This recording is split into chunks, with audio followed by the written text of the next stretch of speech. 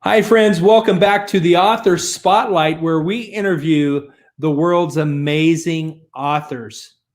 Have you ever been sitting on the beach gazing at the ocean with the sun on your face and your toes in the sand saying, I want to live here? Well, our next guest did just that. A single mom of three moved her three children from Canada all the way to Cabo San Lucas, Mexico. If you can imagine that. Her new book, Wait a Year.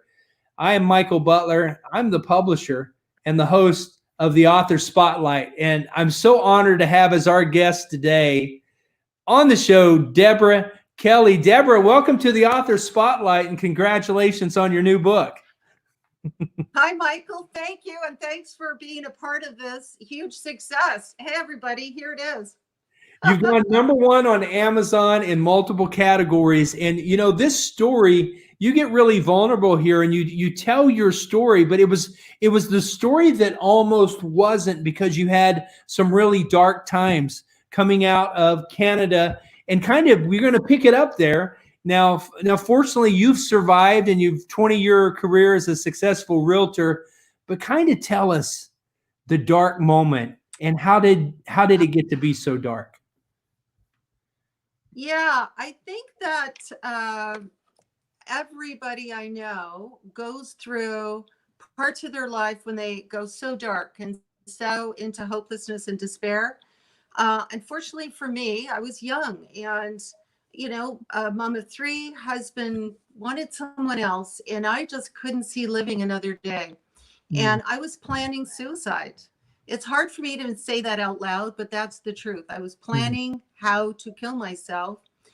And luckily, I had a lifelong dream of living at the ocean. It consumed me for a lot of my life. And so I decided to wait a year. I'm going to move myself, my three kids, they were young, 5, 10, and 12, from Edmonton, Alberta, cold winter city, down to Cabo San Lucas, Mexico. In 1993, it was still a little fishing village, very small. Now, And that was a bit of women's intuition. How were you led to move there? Was it just the love for the climate and the beach? And how do you think that helped you mentally and in your psyche, and to recover from this trauma of your the father of your children leaving you for another woman?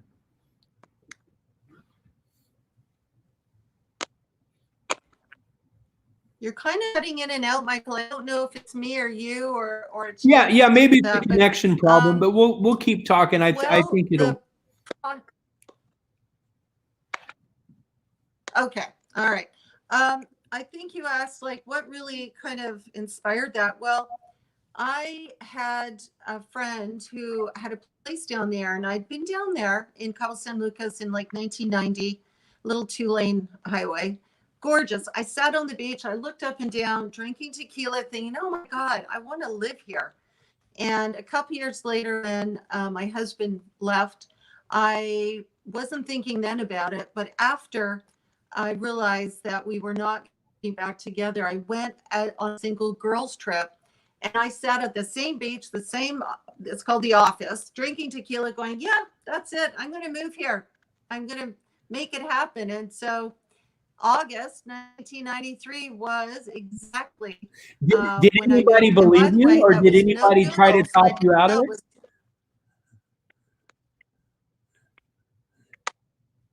Did anybody believe you or try to talk you out of it? They didn't think it was a good idea. Nobody thought it was a good idea. Well, I think moms have a special gift. I would say everybody, especially my mom. She didn't want me in. Yeah, to move the grandkids that far away, right? Terrible. Yeah. Now I know the quarantine has got you stuck in one place or the other. I don't know if you want to divulge where you are, but your children are now grown, and you recently shared the story with them. Only recently did you share the full story. Do you want to give us a little insight on that? Yeah, well, you know, my kids are all grown up now. They went through the whole experience of Cabo in the beginning when we fought hurricanes, scorpions, and burning cars and running out of money. And Learning the language, not well, knowing they didn't know this Spanish. whole story. So this, not even a word, didn't even know how to spell hola.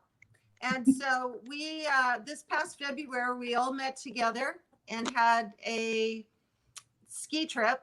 And I just shared with them what happened. Your mom was broken and hopeless and suicidal, and I couldn't take another day. And I talked quite openly about those days, and they'd never known that part of their life, about me in particular. And we cried a lot, and we lucky, they're amazing people, and they're excited to see this book and to see their life on the pages. Well, I think they're so proud of their mother. And, I just want to read it's kind of fun because it's funny with a dash of crazy. Heartache and hurricanes, expat life, single with 3 kids spells disaster.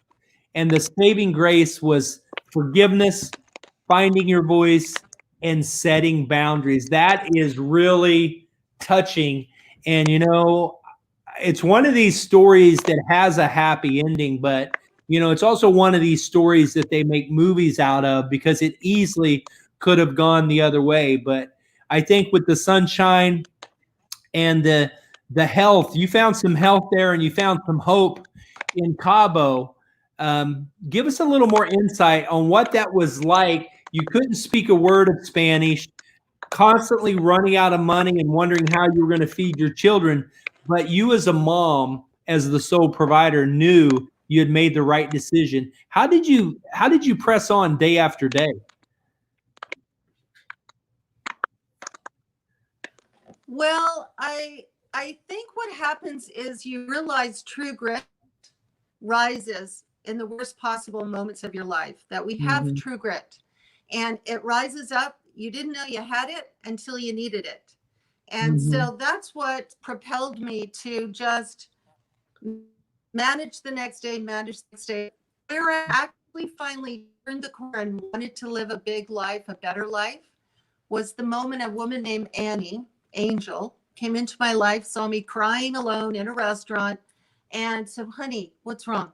And from that moment, I started what was called 12-step codependent recovery. And I have a black belt today in codependent recovery, learned boundaries, how to forgive, find my voice, a language of how to live life the way it's supposed to be. Goodness.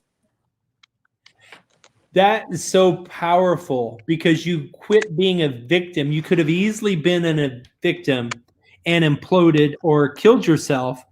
Um, and had your kids survived, it would now it's a beautiful thing. I know you've got grandchildren. You're living a beautiful life, really the life you wanted, because I'm wired just like you. I'm a hopeless romantic. I'm a dreamer. I believe everybody's an angel. Nobody's got wrong motives or intentions.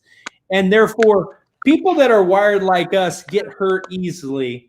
But this codependent recovery thing really strikes a chord because I think even right now, the pandemic is bringing out a lot of alcoholism, a lot of domestic violence and abuse. Your book, it's a whimsical, fun look. You're looking back on your pain, but also you don't leave us in the pain. This codependent recovery thing is real. I want you to talk a little bit. How did you take your kids on this journey? They saw mom at the depths of depression, much like a family dog or a pet. Children know when their mom, no matter what age, they know when a parent is grieving and going through this depression. How did you get through that together?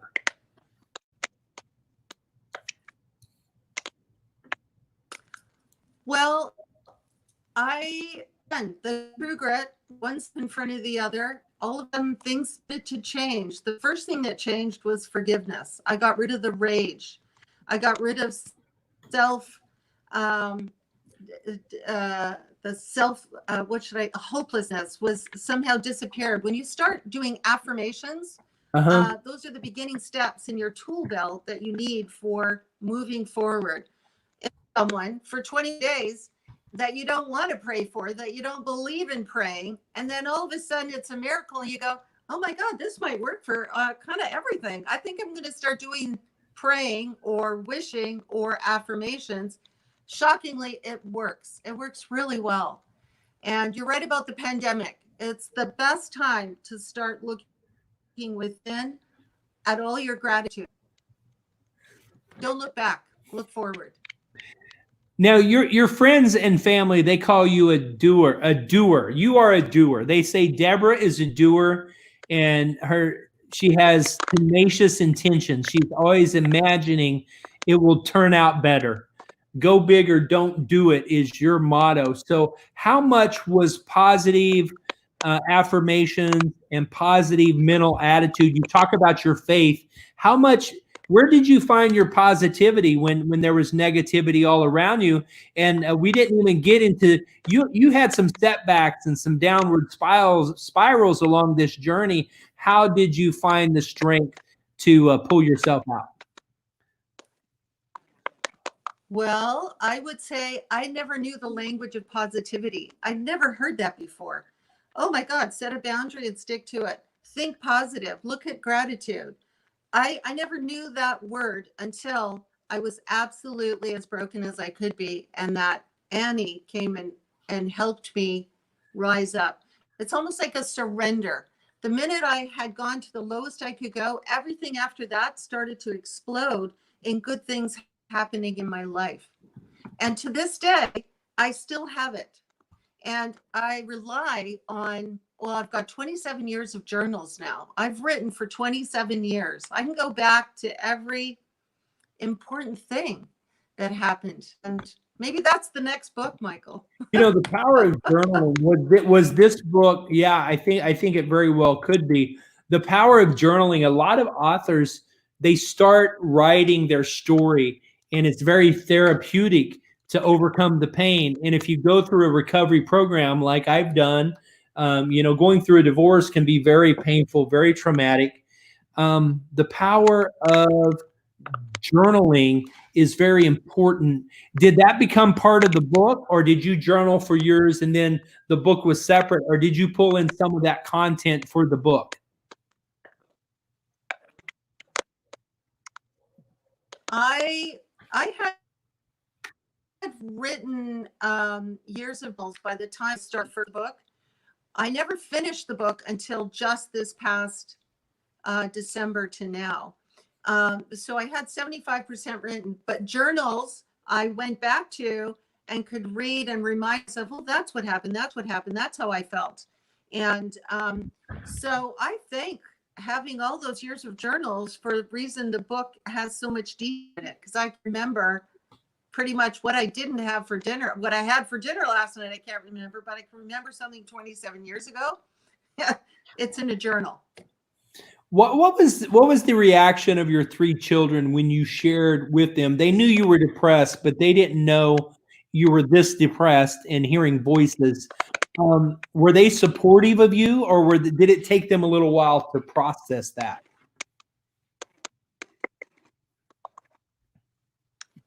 No, we had a very revealing experience. It was it was a lot of tears. Like we cried, we remembered, we reminisced, and then, yes, they were supportive, 100%.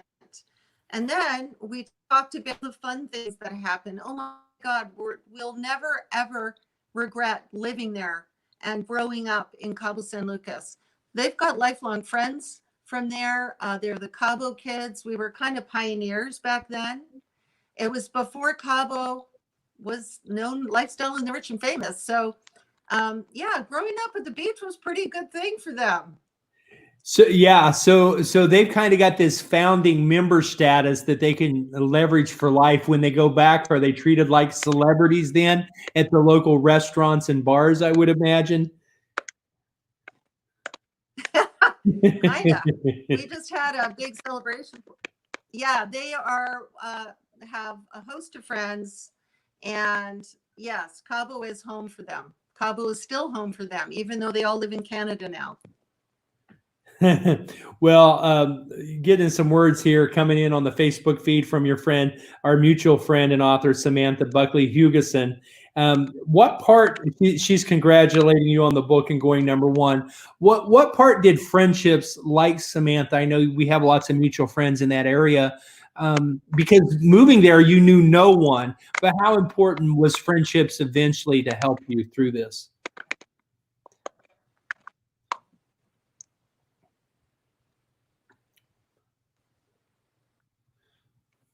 You kind of cut out there, Michael.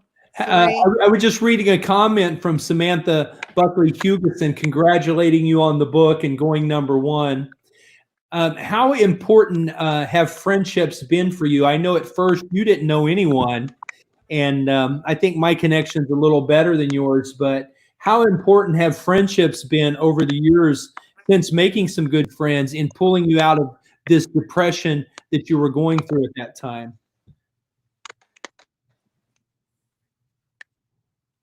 Yeah, initially, the group of women that were most significant were in my small 12 steps. A lot of the women were alcoholics in recovery Mhm. and codependents in recovery. Those were my initial key people. And then over the years, I met significant other women, a group of gals I opened with. We became key to each other's lives.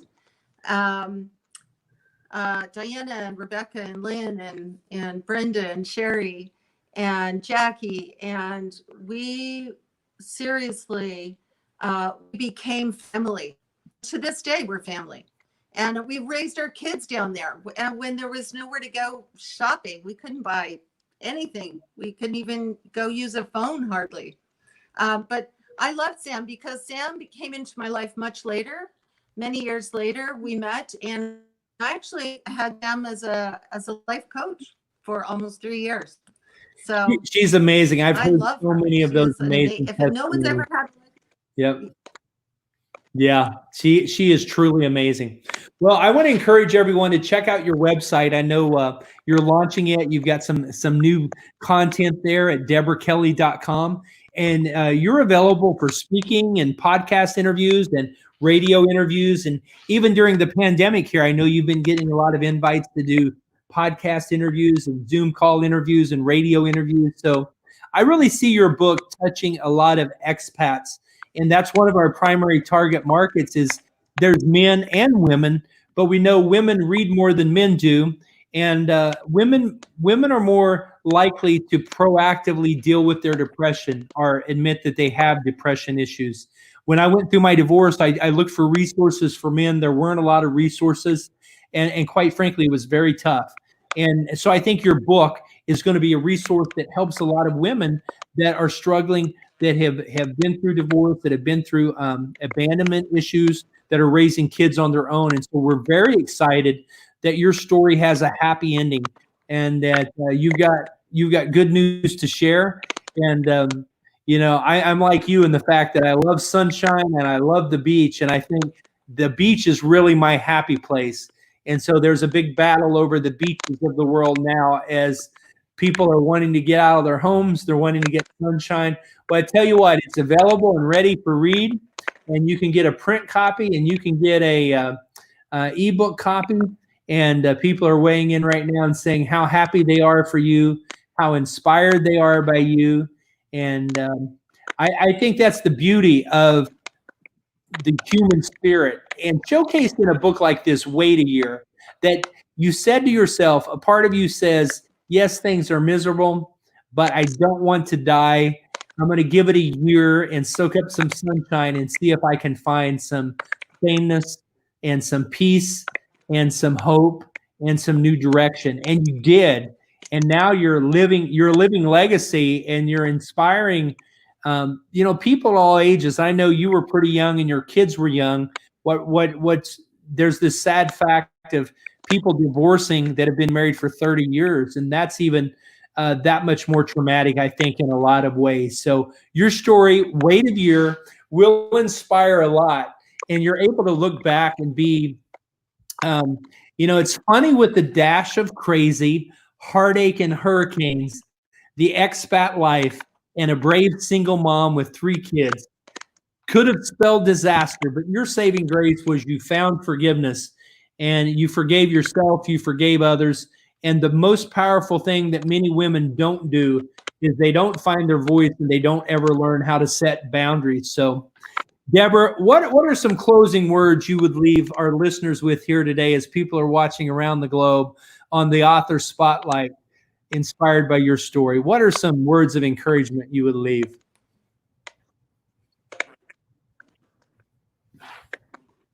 Well, I think if I could say, well, thanks for having me, Michael. It's been a blast. I would say get your tool belt on and start feeling, get your tool belt on and start looking, what am I going to do to learn how to forgive? What's my favorite author? Is it Melody Beattie or Brene Brown? Who's the podcast you want to listen to? Start looking forward.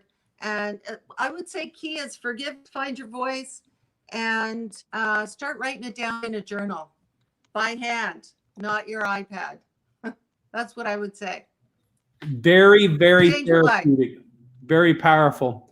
Thank you so much, Debra, for being on the Author Spotlight. I know you've inspired a lot of people, and we're excited to have you here today. And it's been a blessing.